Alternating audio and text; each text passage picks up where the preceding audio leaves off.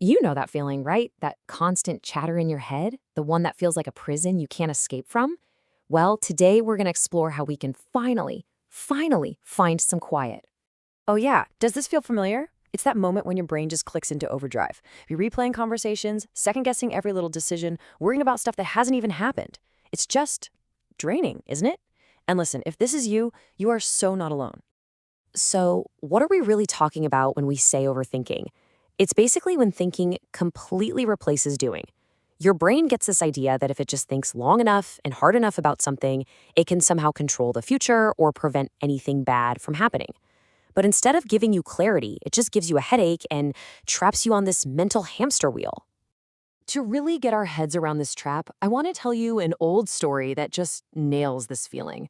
It's about a monk who, you think, would be the most peaceful guy in the world. Well, his own mind had other plans. So, meet Daquan. This guy was a total genius.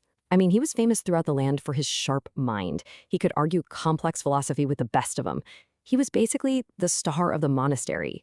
But on the inside, it was a completely different story. So picture this. Everyone else is sleeping soundly, but for Takawan, that's when the real work started. His mind would just go, did I say the right thing in that conversation today? Am I meditating hard enough? What if we run out of food this winter? Just on and on and on, this endless loop that would never ever stop.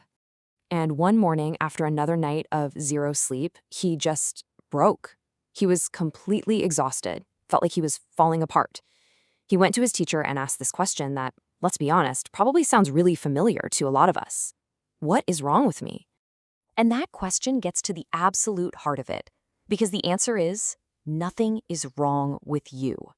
Overthinking isn't some deep character flaw. It's not proof that you're broken. It's much better to think of it like a software bug, you know? A survival program that's just gone a little haywire. I mean, at its core, your brain's number one job is to keep you safe. That's it. And overthinking is just that system working overtime. It's your brain desperately trying to map out every single possibility to avoid getting hurt. It's actually trying to help in its own weird, misguided way. And here's the crazy part. Our nervous system can't tell the difference between a real physical threat, like an actual tiger, and a perceived modern threat, like someone not texting you back right away. You get the same fight or flight jolt of stress hormones. That weird tone in your boss's voice, to your ancient brain, that can feel just as dangerous. And let's face it, our world today is just full of these triggers, right? You've got the fear of messing up, that constant pressure to be perfect, and don't even get me started on the social media comparison trap. All of it just pours fuel on that mental fire. This gets to a really profound idea. The Buddha called it the second arrow. The first arrow is the bad thing that happens. Someone says something mean, you make a mistake. Okay, yeah, that stings. But the second arrow, that's the one we fire at ourselves. It's all the overthinking, the self-criticism, the what-ifs we pile on top. That's where most of the suffering really comes from. Okay, so we've diagnosed the problem. Now for the good stuff. How do we actually fix it? The great news is there are totally practical things you can do to break that cycle. The key thing to remember is this. Action is the enemy of overthinking. You can't think your way out, you have to move your way out. All right, here are 3 things you can literally do right now. First, the 5-minute rule for decisions. Got a choice to make? Set a timer for 5 minutes. Do your research, and when that timer rings, you decide. Boom. Done is so much better than perfect. Second, the mind dump. Seriously, grab a piece of paper and just vomit every single anxious thought onto the page. Getting it out of your head and onto paper robs it of its power. And third, get back in your body. Use the 5-4-3-2-1 method to ground yourself. It yanks your brain out of that future worrying spiral and plants it right back here in the present.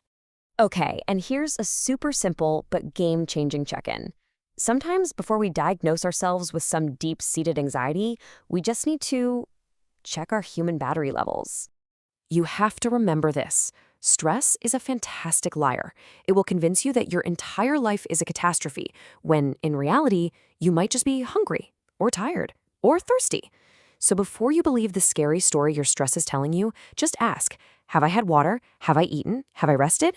Take care of those things first, and then see if the catastrophe is still there. So those practical tools, they're awesome for putting out fires. But for real lasting peace, we have to go a little deeper. This is about making a fundamental shift in how we relate to our own minds. Now, this is going to sound kind of weird, so stick with me. We spend all this time and all this energy trying to stop our thoughts, right? to fight them, to shut them up. But what if that's not the goal at all? What if you don't actually have to stop them? This is exactly the wisdom Takwon's master shared with him. He took him down to a river and said, "Look, your thoughts are just like this water. They just flow. The river isn't trying to stop itself from flowing, so why are you trying to stop your thoughts? The exhaustion doesn't come from the thoughts, it comes from the fight." The idea here is that your mind knows what it's doing. The real practice is to just let the thoughts come and go, kind of like clouds in the sky. You see them, you acknowledge them. Oh, look, there's that worry again. And then you just let them drift by without grabbing onto them and getting carried away. And that right there is the big secret. The problem isn't your first thought. It's the second, third, and fourth thoughts about the first thought.